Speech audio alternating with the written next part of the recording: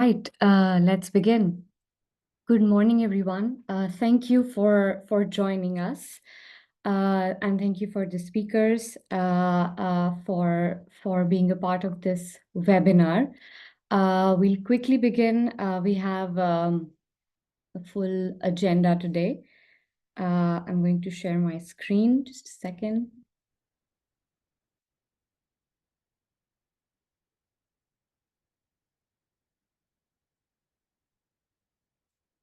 All right. Good morning, everyone. Welcome. This is the webinar where we are exploring alternatives and substitutes, which we'll learn a little bit more about in a few minutes, and how do they align with the future of waste management when it comes to the UN Global Plastics Treaty. And I'm Saloni Sharma. I'm the Policy and Advocacy Coordinator at GoPHA. Yeah, a little bit about GoPHA. GoPHA is a nonprofit based in the Netherlands and also in the US. We're a coalition of 60 plus stakeholders. We work with academia, waste management organizations, brand owners, and together we're trying to make a ecosystem which is understanding, has enough information about alternatives and substitutes, as we call it in the UN Plastics Treaty. Basically, bio-based, biodegradable, compostable materials, which have the capability of replacing a lot of the applications where plastics are used. So we can call them the better alternatives and substitutes to many of the harmful plastics that are being used today. Within this ecosystem, within our organization, we strive to work or serve as a platform for information sharing, for science and technical development, for communication and education, to create awareness about the various benefits, attributes, properties of materials like PHA and other suitable bio-based materials. With our three programs, we work towards policy advocacy, science, and communication, to create programs, to create partnerships, to make, like I said, an ecosystem which is supportive of these materials and integrate them better in policy making, and for people who are looking to understand a bit more about these materials and use them. A little bit of a background about the UN Plastics Treaty. The UN Plastics Treaty was a mandate that came out of a UNEA, the United Nations Environment Assembly, in 2022. And since then, there is an intergovernmental negotiation committee that was set up to carry out negotiations between different countries, where they can decide on creating a legally binding instrument, which is still in the making, to take actions, implement some globally agreed provisions to combat or to tackle plastic pollution and its impacts. And having said that, there is a role that alternatives and substitutes play in this treaty. The treaty text, as of now, it recognizes what sustainable alternatives and substitutes are, and what role they can play, of its a broader effort to combat plastic pollution.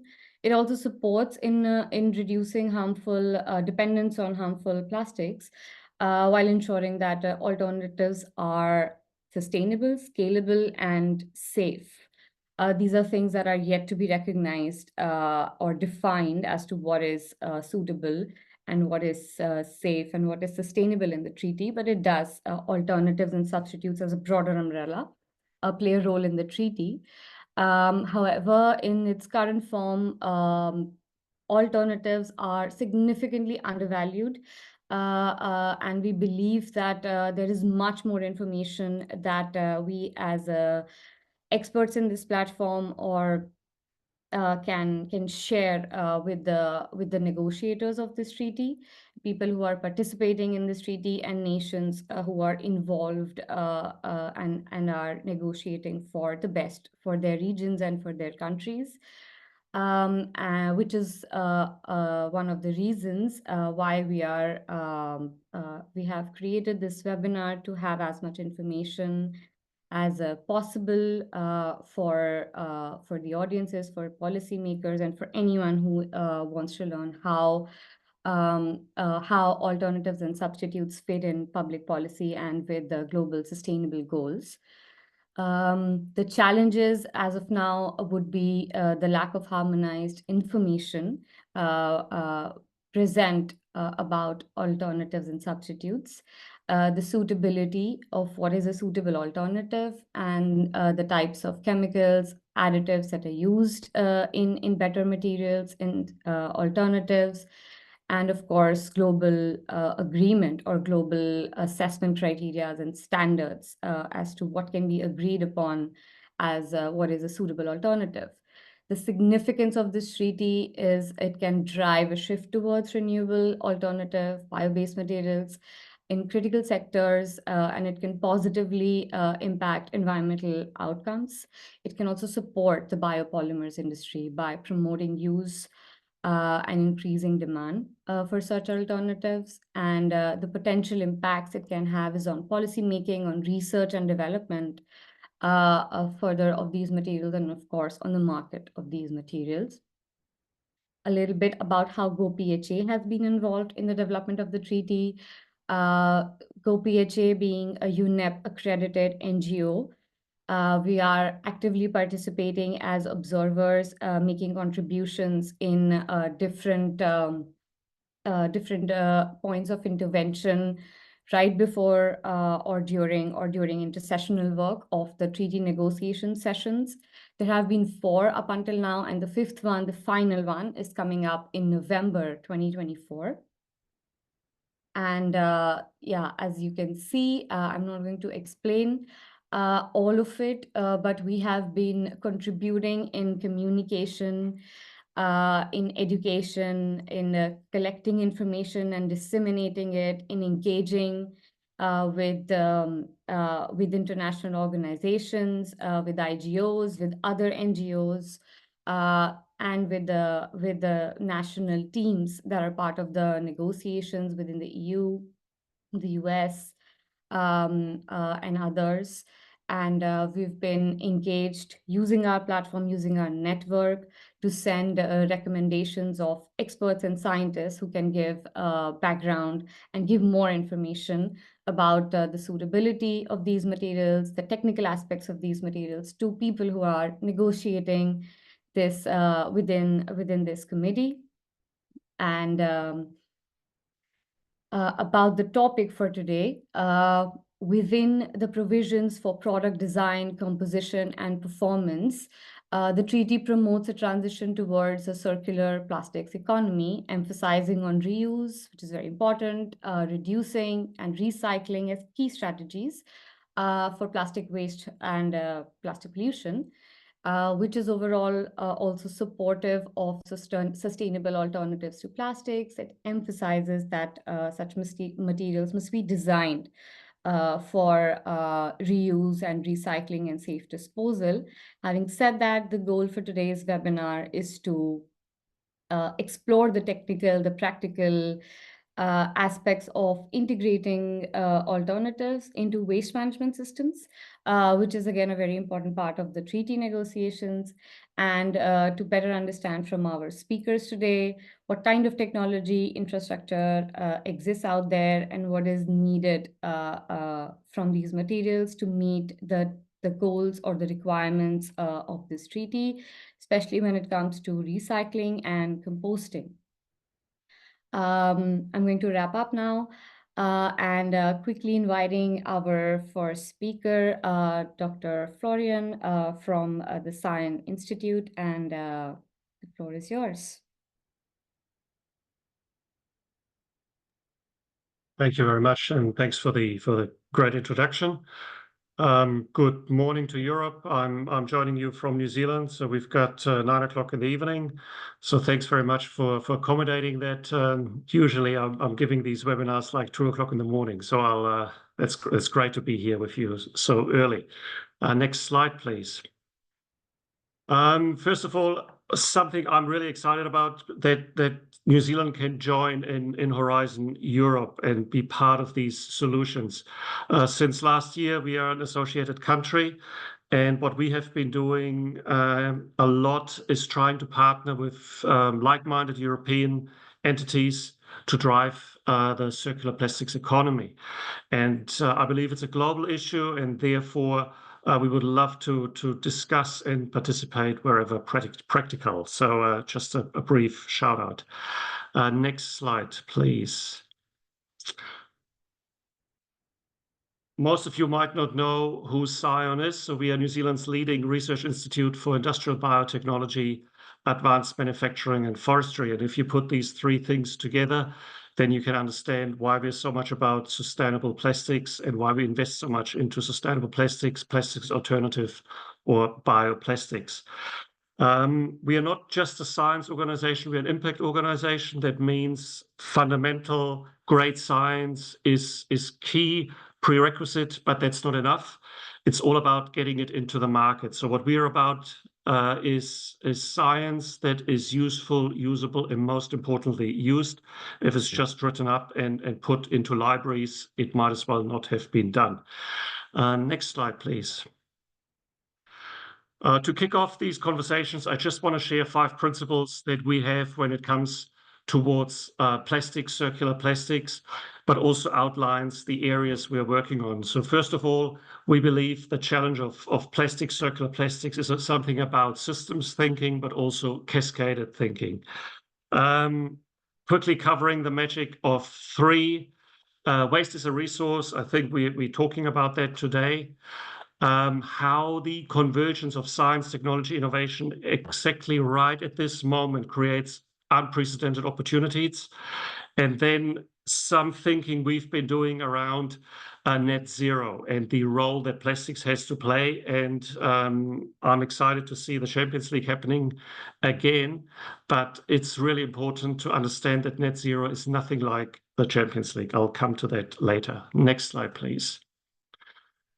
I know there's always the debate, recycling, reuse, biodegradation, what type of recycling. The way we look at it is these are debates that come out of the linear economy, where we had one source of feedstock, we had one way of using it, and we had one end of life. We believe system thinking is necessary, and ultimately it's all about reuse of plastics, carbon in different ways. So we see product reuse just as much a reuse as biodegradation is a reuse. It's just the carbon is used in different ways. It's either used as a reuse of a product, or in the case of biodegradation, the CO2 is absorbed by a tree or by a plant and then could be reused into new products. Next slide, please. Same as the system thinking in context of the different recycling methodologies from reuse, recycle, compostability. We also see renewable carbon, be it biosphere, atmosphere, or technosphere. We are agnostic there. The most important thing is that fossil carbon stays in the ground, and at Scion we work on all 3 different sources of renewable carbon. Different applications dictate different sources. And again, the worst thing would be to play one against the other, and we know who the winner would be, and that is fossil carbon, and that needs to stay in the ground. Next slide, please. The other big part for us is, especially we talked about scalability, and so we need low-cost, high-volume feedstock. And one of the big investments we have done at Scion is around gas fermentation, so really targeting CO2 and methane. And the great advantage why we are doing that is, one is the consistency of the feedstock, but also especially in New Zealand, being a heaven for geothermal energy. We've got the ability to source both CO2 and methane at the point of energy plants. And so really do, in the context of system thinking, symbiosis thinking, combine geothermal energy with biomanufacturing, bioplastic solutions. The other part is New Zealand is already a primary industry or a primary bioeconomy. We have a lot of agriculture, horticulture, viticulture waste. And so we are driving a lot of bioplastics and biomanufacturing, biorefinery technology based on various primary industry waste streams. The next slide, please. And this is what we are really, and maybe if you click one more. What we are really excited about, especially in the context, or if you go back, sorry, yes, is the convergence and the convergence of biology with all different kinds of technologies. Everyone has heard about AI, but that opportunity to bring in biology with engineering, computer science, data science, chemistry, automation, artificial intelligence is amazing. And we can see already with companies, with design agencies, how quickly we are able to create new materials, new performance products based on this convergence. So it's a massive opportunity right here, right now. Next slide, please. And so if you think about the net zero goal for 2050, and every country, every continent probably has one of these. And it's critical that the material side, the plastic side, is participating. It's always believed that once you deal with the energy challenge, you've dealt with net zero. That's not true. It's about 55% of the carbon emissions come from energy. The other 45% is how we create food, how we create products. The other one thing, why net zero is nothing like the Champions League. Champions League, you can win by being really good in 1 year. The one thing that in net zero 2050 is always left out is the word every year thereafter. So that would mean you have to win the Champions League every year, every year, every year again. And that's why it is so critical that we have these global solutions, scalable, sustainable, and reproducible for a new plastics economy. I think that's from me, and looking forward to a broader discussion. Thanks very much.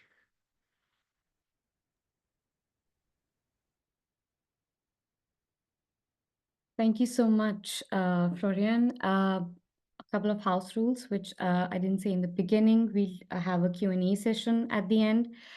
So moving on to our next speaker, Henk Voys, the floor is yours. Thank you for the introduction. Can you hear me well? I hope. Ladies and gentlemen, the landscape of packaging and products is really changing. Of course, we have the UN Global Treaty on a global level. It's being negotiated at the moment. And in Europe, we have been through a long journey of the discussions on the packaging and packaging waste regulation. And this will probably be published next year. But we can already see a general trend from this. And this is, we know it all, I think. It's what is also in the global commitment of the Ellen MacArthur Foundation. Packaging has to be reusable, recyclable, or compostable. And it will have to be done at scale. With this in mind, we founded the Compostable by Design platform 1 year ago, and my role in the platform is currently to be the vice chair. Next slide, please. For the moment, we will focus on Europe. This is because of, let's say, also because of the PPWR. In future, we can think of, let's say, looking at other areas. But the PPWR will change the landscape for packaging in Europe. And although the text is not finalized yet, it has been voted at the European Parliament, or there was a first text in April of this year, and it's now being translated. And at the end of the year, It will be go through the process again, and then we expect that it will be published early next year. But even in the years after, we will see a lot of delegated acts, a lot of recycling guideline coming up. There will be a review on the composting standard. So I think in any case, we know it will not be more business as usual. That has started. But it's not only the packaging regulation. There's also the Waste Framework Directive in Europe. It's now mandatory to implement a separate food waste collection in Europe, all countries. Every household should have separate collection of bio-waste. And there is a need to collect more bio-waste. The bio-waste can be turned into valuable compost, which we can use as a soil improver in agriculture. We really need that for our main asset, the soil. And of course, it's a prerequisite that this has a good quality. And compostable products can help to achieve this. But I think during the whole discussion on the legislation, we saw the need to align the whole value chain on where and which these compostable materials actually bring the most value. Next slide, please.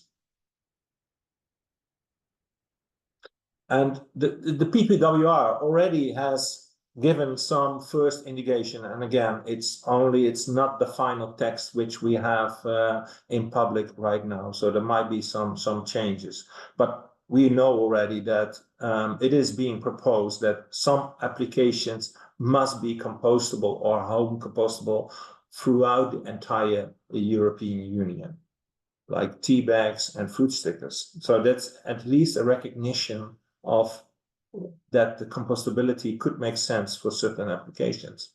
But the member states have the possibility to mandate other applications, of course, under the condition that they really have separate collection or implement separate collection of bio-waste, which they have to do in any case, and some other conditions to be considered when mandating compostable packaging.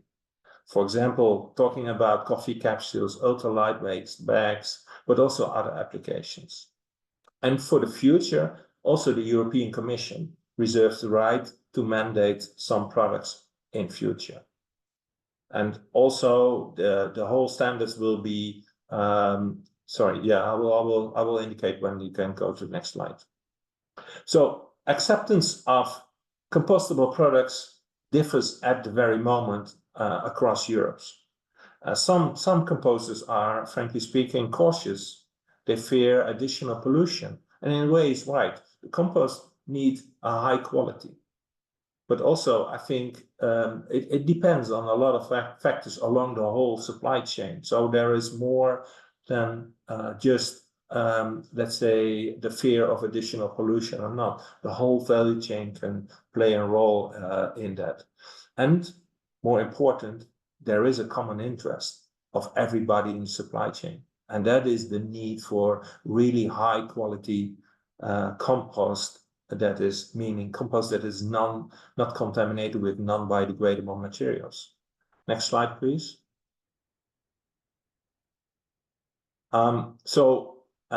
Actually, okay, can you go just quickly through the previous slide, just to show that we really want, this is a discussion that needs to be done through the whole supply chain, including universities, certifiers, of course, with the composters as a central role, because we're talking about the compost which is going into the soil. We need to take care of this, and this is a joint responsibility. And we really want to have an open discussion with experts, universities, everybody. Next slide, please. Now, previous slide. Yeah. So what are we actually doing? Because the whole discussion on, let's say, acceptance of compostable products has, you could take it from various angles. So workstream 1, 2, and 3, which is we actually have started. Workstream 1 is looking at the technical aspects. Of course, there is in practice a lot of discussion on disintegration times, for example.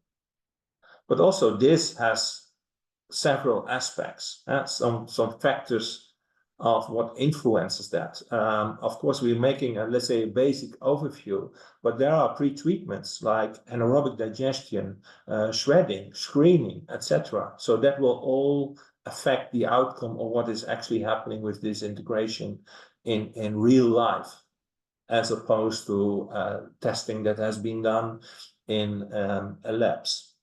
But it also looks at aspects like the compost quality.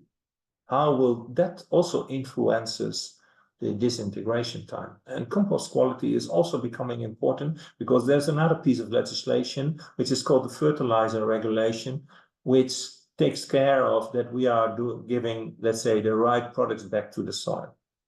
And of course, we will integrate there on what is already happening in practice. Many tests have been done, and this in the end might come to a protocol maybe to evaluate or to double check whether the standards are right, and maybe it can also give some input in the standards themselves. So that's workstream 1, technical aspects. Workstream 2 is looking at where do compostable products make sense. And in principle, this is meant for the designers, the retailers, the brand owners, for everybody to look at, okay, where does it make sense? And the criteria are already partly given by also the PPWR, and I think we all know them. It's about products that are contaminated with food waste or in contact with food waste and can help to collect even more food waste and reduce the contamination in the bio-waste and in the end in the compost. But of course, there's more. We have to take into account, is there recyclability in place? Can or not the products be recycled? Yes or no? And what is happening in practice? So that is workstream 2, looking at which products make sense. Workstream 3 is looking at what is actually the state of play, because there is a lot of discussion about anaerobic digestion. Yes or no? Can it be spread? Can digestate be spread directly on land? Yes or no? Workstream 3 is looking, okay, what is in practice? What is there? What is the state of play of organic recycling in Europe? But it will also look at more the financial aspects, because we see that on one hand, bio-waste in general is being stimulated by incentives like incineration tax or direct contributions of collecting bio-waste. But there is on compostable products, there are also incentives, and I think tomorrow you will hear a presentation from Biorepack. There are EPR schemes. In Italy, there is an EPR scheme which affects directly the compostable products. So financial is also an important part of the discussion. And of course, there can be new innovations on processing, even in organic recycling, that could affect or could change the acceptance of compostable products. And last but not least, communication, always important, not only, let's say, towards consumers, for example, to avoid confusion, but also to in the supply chain themselves. I personally see a lot of, let's say, messages that are need further exploration. So this is what we are doing, and we have made, say, for workstream 1 to 3, we have made deliverables, and we will discuss them. Those are guidelines to guide the discussions further on. In October, we will have the joint event where we will discuss them, and we have 3 objectives there. 1 is to improve the documents, so we can go to objective 2, to reach out to a wider stakeholder group, to discuss everything and to make sure there is enough trust in the whole supply chain to accept compostable products. And the third one is to define together what additional activities we need to do to get the products accepted at scale in Europe. Next slide. And actually, we already have 45 companies, organizations involved, but we need more companies. We need you to help us to design the future for compostable packaging in Europe. Thank you.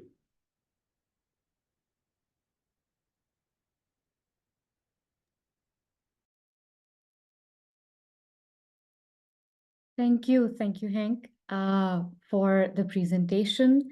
Moving on to our next speaker, Corinna. I'll let you introduce yourself, and the floor is yours. Thank you. Thank you for inviting. My name is Corinna van Odenne, and I have a background in polyester. First PET, and later on I moved more to the biopolymers like PLA and so on. And the other two speakers already told a lot about the regulations and the things they are facing.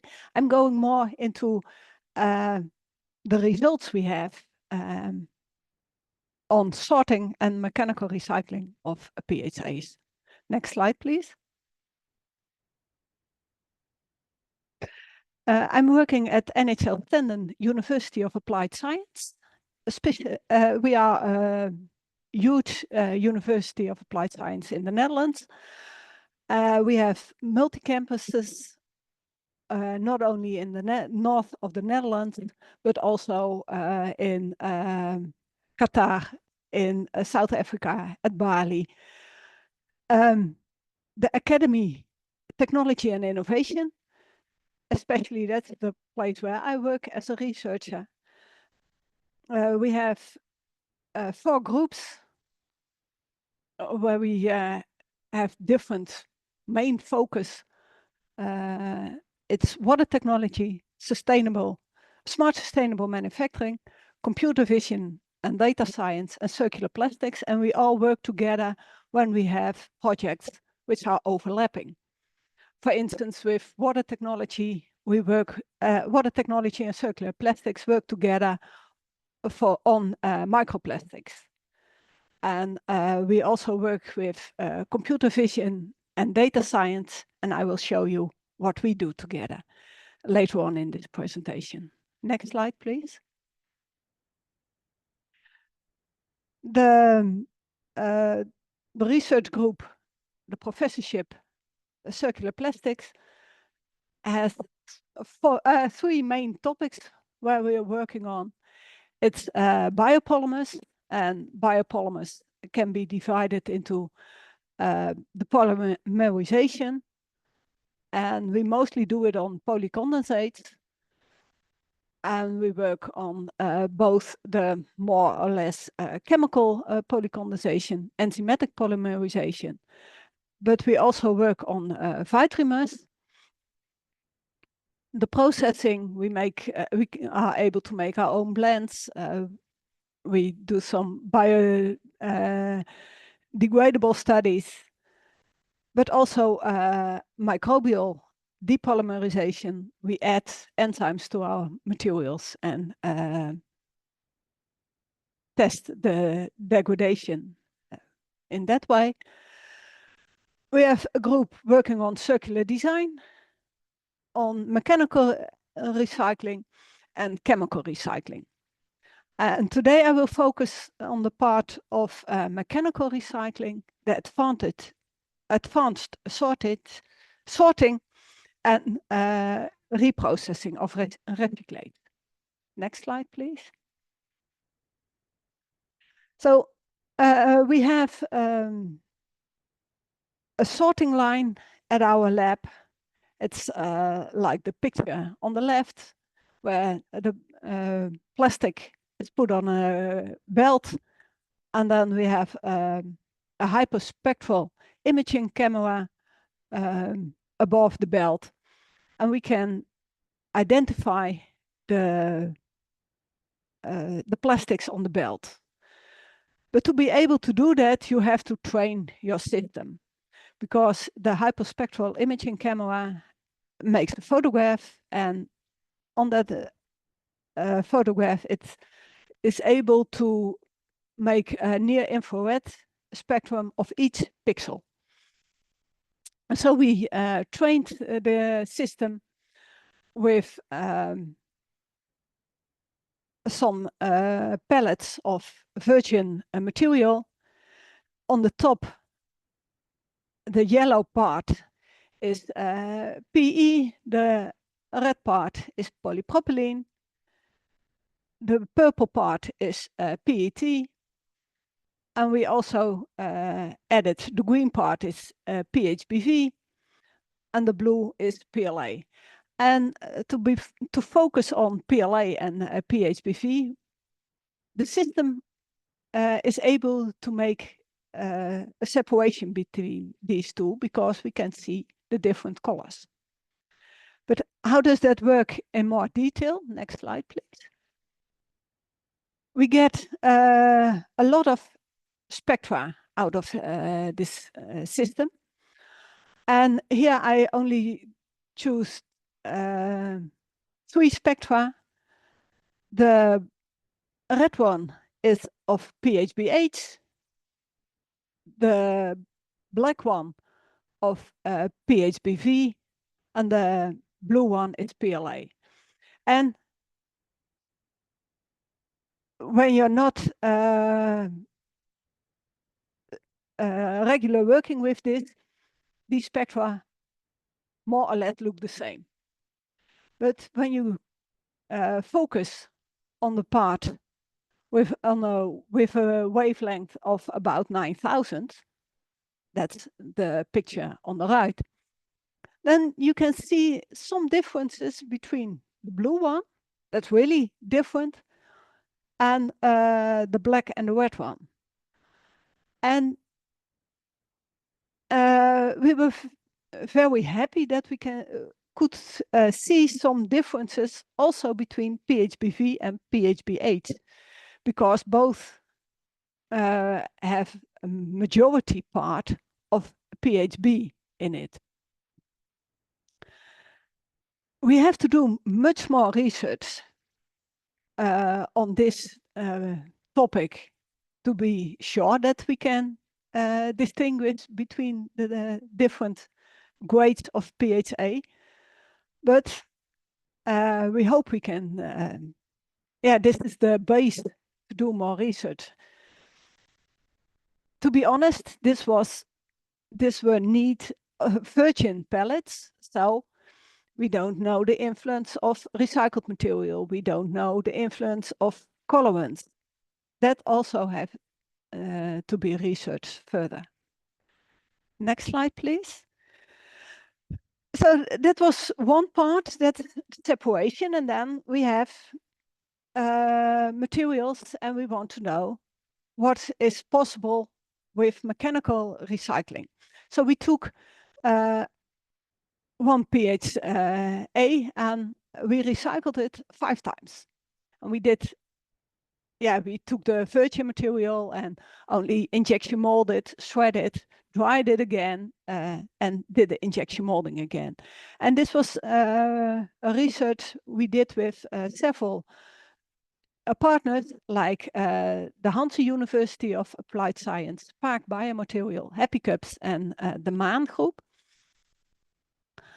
And as you can see, during recycling, the color change is, we saw a slight color change from more yellowish to a little yellowish to more brownish material, but still, we think that this is not so very much, especially when you realize that we did 100% recycling. We didn't add virgin material.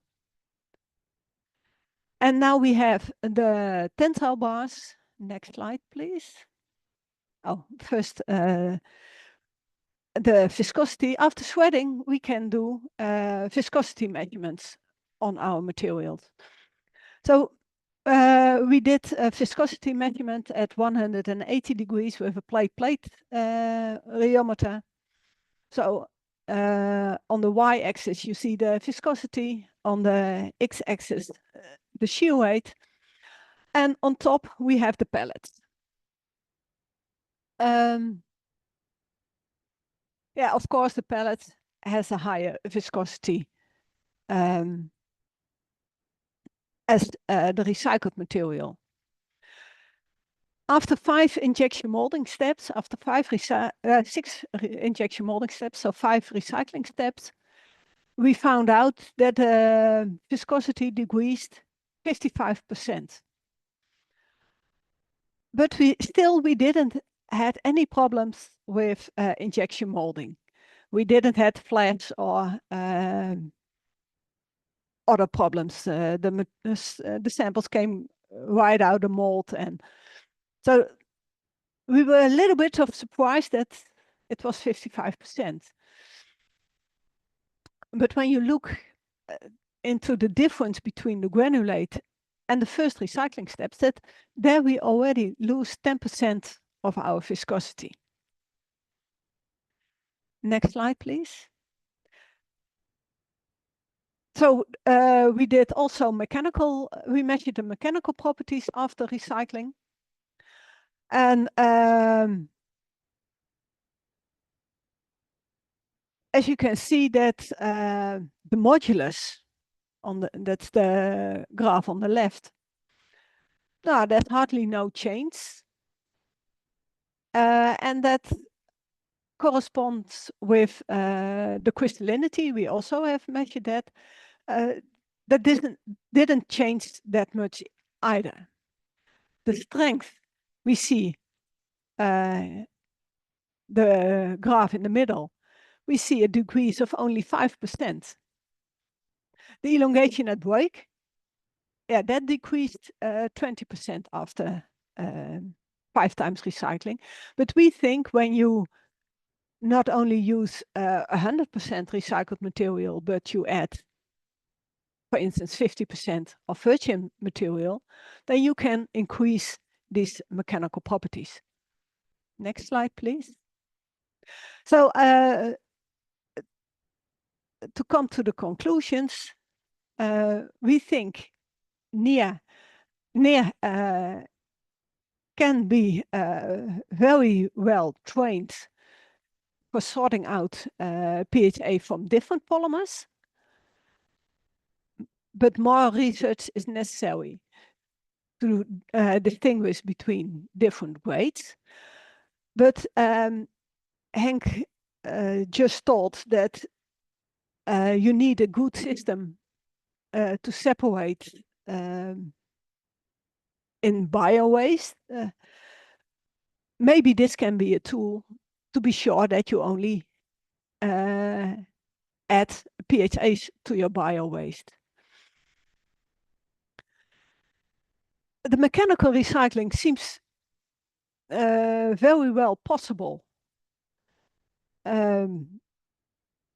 with the PHA, when you keep in mind that you need to dry and you have to be careful with the processing conditions. So I think that recycling of PHA is possible, and keep it as long as possible in the mechanical loop. And when the degradation is or the material is too dirty for mechanical recycling, then go to biological or chemical recycling, because chemical recycling can also be very interesting with PHA. Thank you.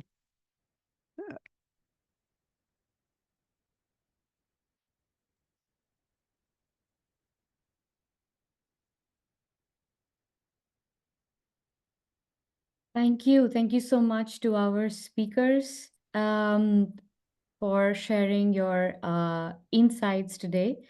It's time for Q&A. So I encourage the audience to put your questions in the chat.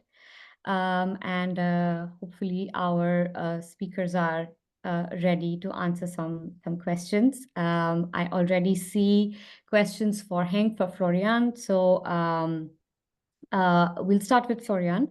Are you able to read the questions in the chat, or should I speak them and you want to give the answer? Yes, so I hope I've got them right. So the first one was, what type of gases do you get from geothermal processes? Are they consistent of change over time? As we, again, I'm not an expert in geothermal energy creation, but we've seen quite consistency there around methane and CO2. And we've just announced last week a world's first where we're working with a geothermal power plant in the first instance to produce proteins, and then you can understand that, you know, obviously the next biological step would be in the bioplastic space. So we believe it is very consistent, and you've got a symbiosis network already there through the energy flywheel. Can you comment on the progress towards commercialization of gas fermentation processes? Yours and worldwide in general. As I said, so we are at the stage of piloting that, putting mobile and modular containerized units onto power plant sites. Globally, LanzaTech and LanzaJet, obviously pioneers there in that field. So you can see that that's quite a logical step to go into the gas space, given the volume of material available. So I think it's possible, but again, I wouldn't say it is gas versus organic waste streams. That's a old-fashioned thinking. And how do you see the feedstock balance between biomass, CCU, recycling in the future of plastics?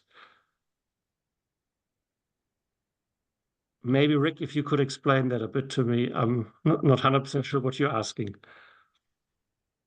Okay, then we have a question for Henk. How could organic recyclers be funded through EPR schemes? And if you think there are any good examples that you can share for that.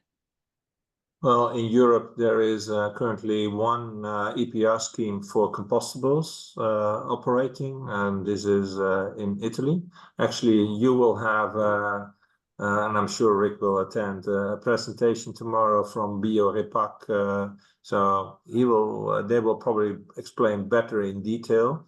But in a way, the system works as follows.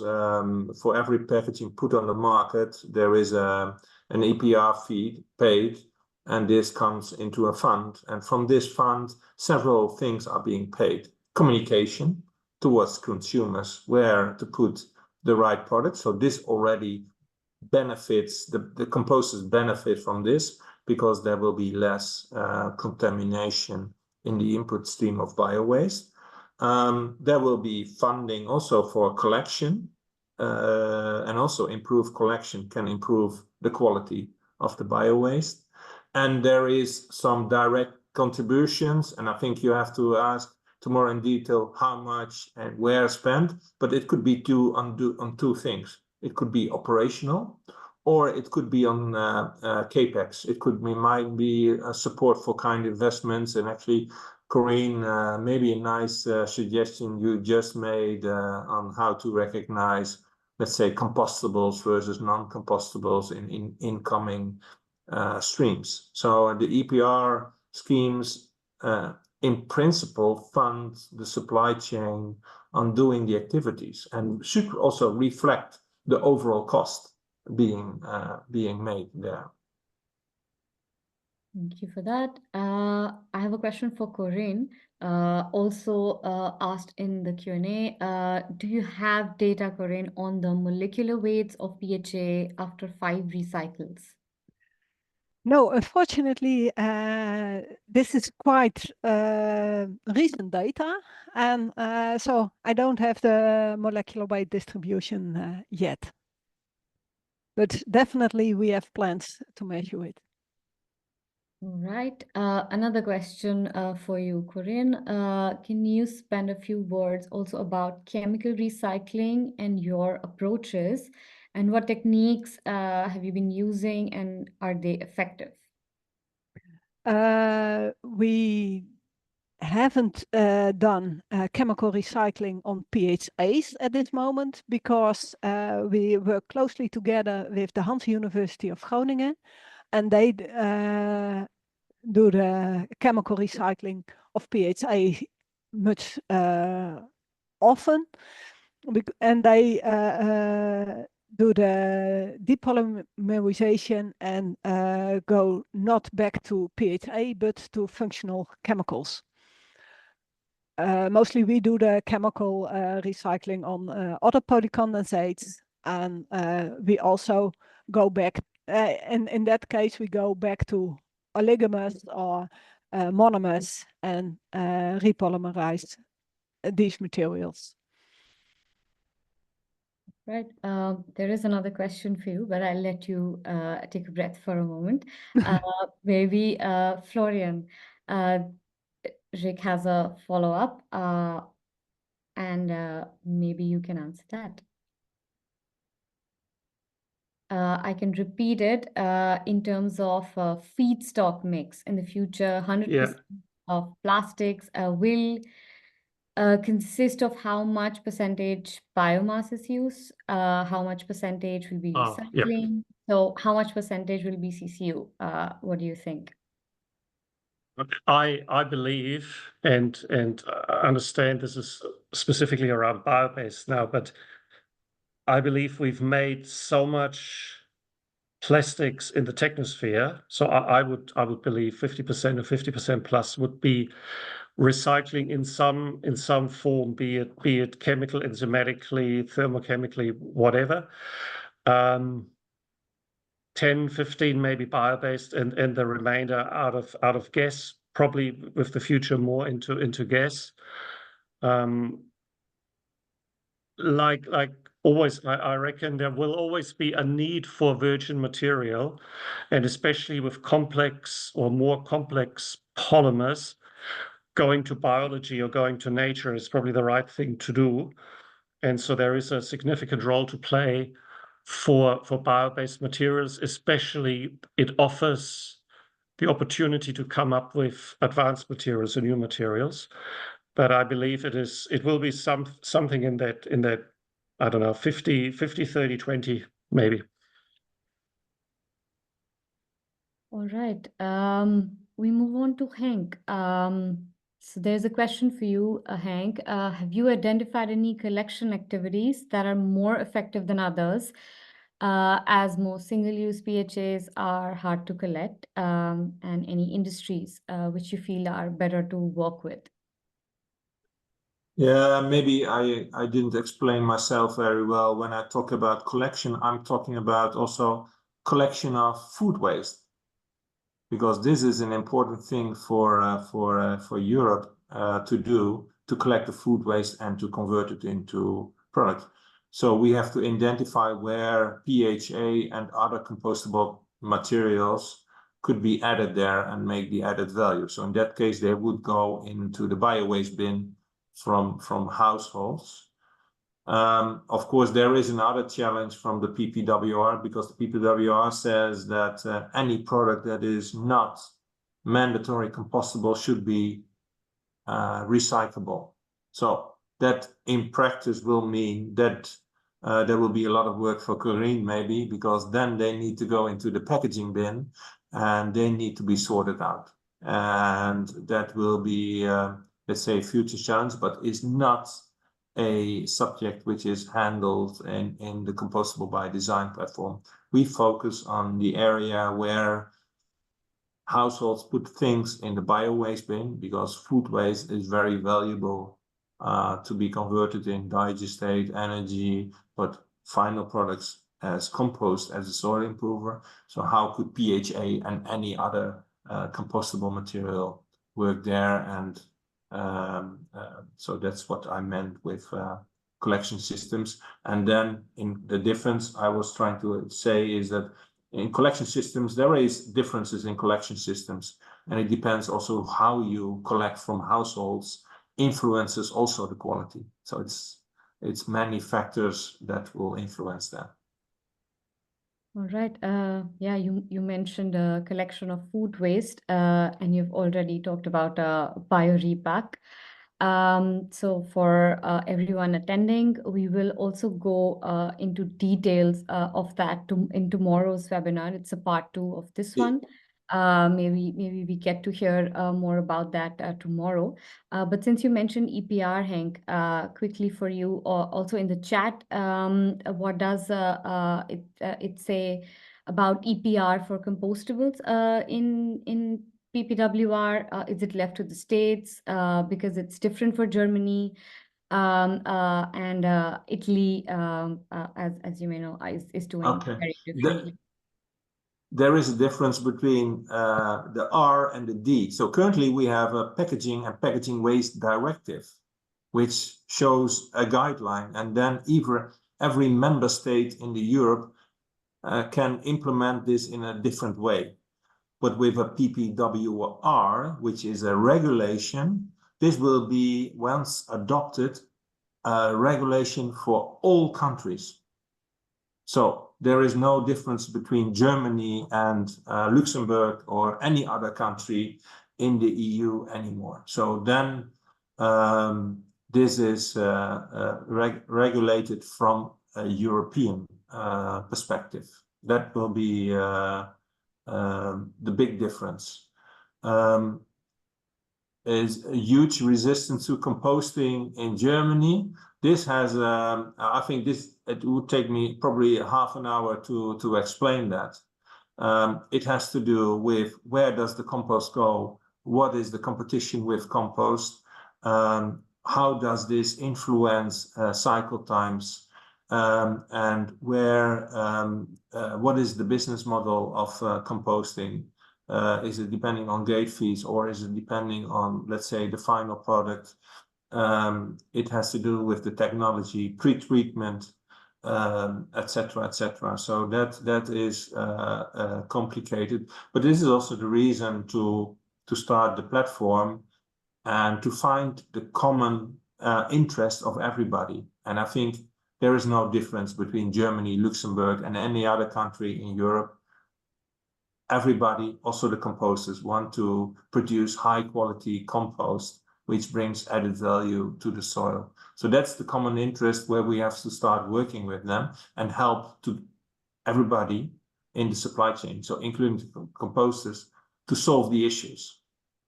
And I think that's the objective, what we have to find. You cannot put everything in a composting bin, but there is enough to do and to help them also to reduce the contamination and to collect more food waste, even in Germany. Absolutely.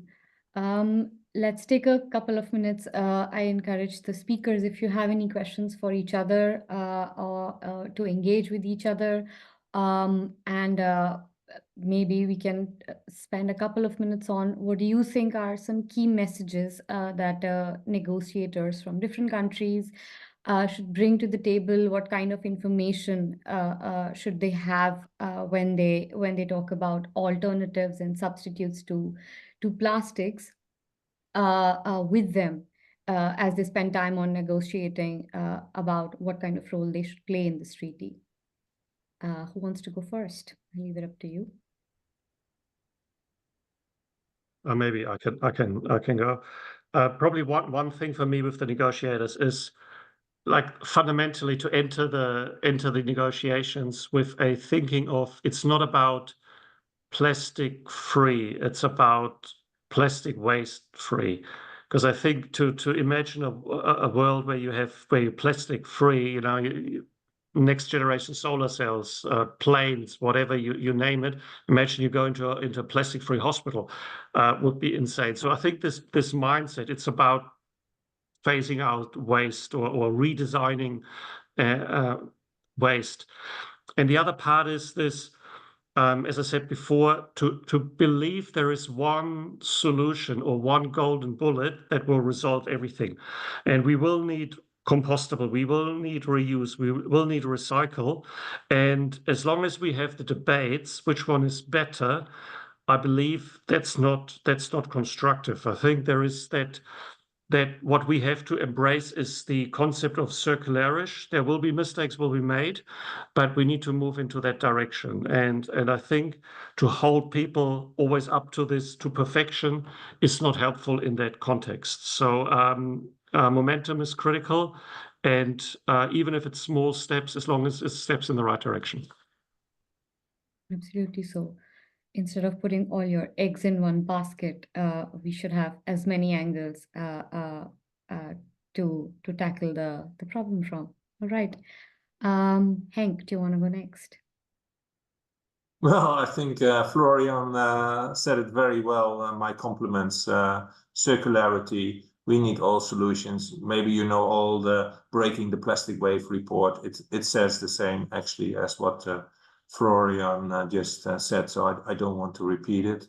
I just want to invite Corinne. Maybe I think you brought me on the idea that let's say your sorting method might be of use in the workstream 4 on innovative technologies, but I will contact you separately on that. So thank you, Florian, for your nice words, and Corinne. Okay, we will be in contact. Yeah. Okay. Yeah, I fully agree with Florian. Also,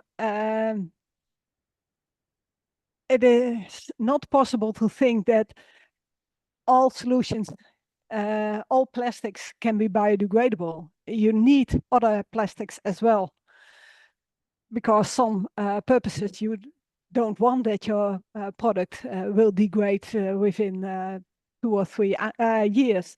So I think we need the complete system from recycling, all kind of recycling, but also the biodegradation can be very helpful in some applications. And Henk, I'm happy to have a contact. Yeah. All right. Thank you so much, everyone, for joining. Thank you to the speakers for giving such a holistic view of where we are, and yeah, where something like a global plastics treaty could go at this point. I think there's a question for you, Corinne, in the chat. You can type the answer, or we can also talk about it here. Any last words from the speakers? All right. Thank you so much, everyone.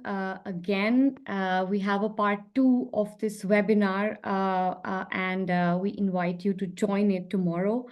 We'll have Marco Versari from BioRepack, and from the Bottle Consortium, Dr.